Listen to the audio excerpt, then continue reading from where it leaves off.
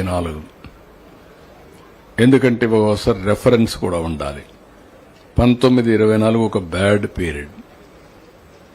ఇండస్ట్రీని ప్రమోట్ చేయకపోతే పోవచ్చు, కానీ ఇండస్ట్రీని డిమాలిష్ చేయడం, అవమానాలు చేయడం, చాలా మందిని ఆ ఫ్యాక్టరీస్ మూసేట్టుగా చేయడం. ఈరోజు మీరు ఇంకొక పక్కన చూస్తే సోలార్ ఒక కేస్ స్టడీ, అలాంటివి ఎన్నో జరిగాయి.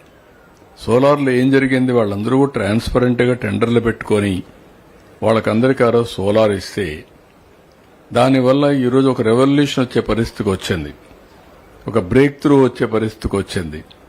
అలాంటి సెక్టర్ని దెబ్బతీయడానికి కావాలని అలిగేషన్స్ పెట్టి వాళ్ళ దగ్గర పవర్ కొనకుండా కావాలని చెప్పి మొండికేశారు. గవర్నమెంట్ ఆఫ్ ఇండియా చెప్పింది, ప్రపంచం అంతా కూడా దాన్ని నిరసన తెలియజేశారు.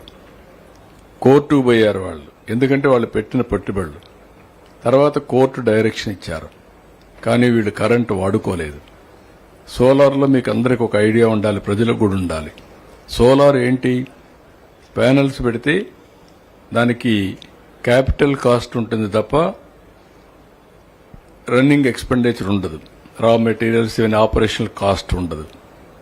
అలాంటప్పుడు కోర్టు డైరెక్షన్ ఇచ్చి క్యాపిటల్ కాస్ట్ కంపల్సరీగా మీరు పే చేయాలంటే కరెంటు వాడుకోకుండా 9,000 కోట్ల రూపాయలు పే చేశారు. It is a public money. దాంతో ఏమైంది, ఎకో సిస్టమ్ దెబ్బతినింది. ఈరోజు మళ్లీ 18 నెలల్లో స్ట్రీమ్ లైన్ చేశాం.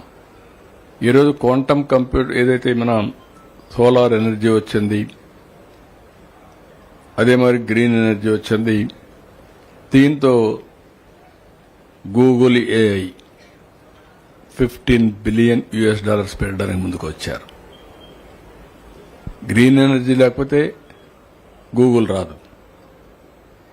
అంటే లింక్ ఇవన్నీ ఎకో సిస్టంలో ఉండే లింకులు ఇవన్నీ. ఇప్పుడు గూగుల్ వచ్చారు, ఒక 5-6 మంది ముందుకు వచ్చి మేము కూడా డేటా సెంటర్లు పెడతామనే పరిస్థితికి వచ్చారు. దానికి కారణం బ్యాక్ ఎండ్. ఈరోజు మీరు ఈ గవర్నమెంట్లో స్పీడ్ ఆఫ్ డూయింగ్ బిజినెస్, ఒకప్పుడు నేను తెలుగుదేశం 14-19లో ఈజ్ ఆఫ్ డూయింగ్ బిజినెస్లో వీఆర్ నెంబర్ 1. ఇప్పుడు ఈజ్ ఆఫ్ డూయింగ్ బిజినెస్ నుంచి gear March speed of doing business పోతున్నాం. దీనివల్ల ఒక కాన్ఫిడెన్స్ వచ్చింది.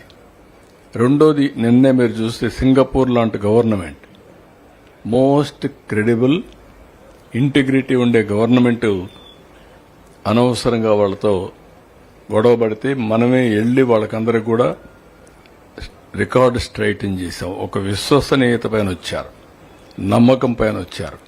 వాళ్ళని చేస్తే మళ్ళా మనం పోయి చెప్పాం. ఇప్పుడు వచ్చారు, అమరావతిలో ఇన్వాల్వ్ కావడం లేదు, కానీ వాళ్ళకుండే నాలెడ్జ్ని మొత్తం షేర్ చేయడం, కెపాసిటీ బిల్డ్ చేయడం, బెస్ట్ ప్రాక్టీసెస్ మనకి ఇవ్వడం. దీనికి ఒక మన ప్రభుత్వం, వాళ్ళ ప్రభుత్వం అఫీషియల్ కమిటీ, పొలిటికల్ కమిటీ వేసుకొని ముందుకు పోయే పరిస్థితికి వచ్చాం.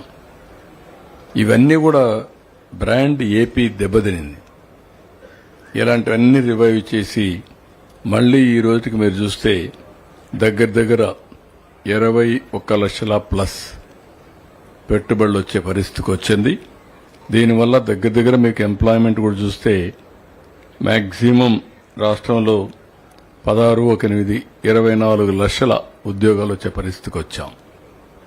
ఇది బిగినింగ్ మాత్రం.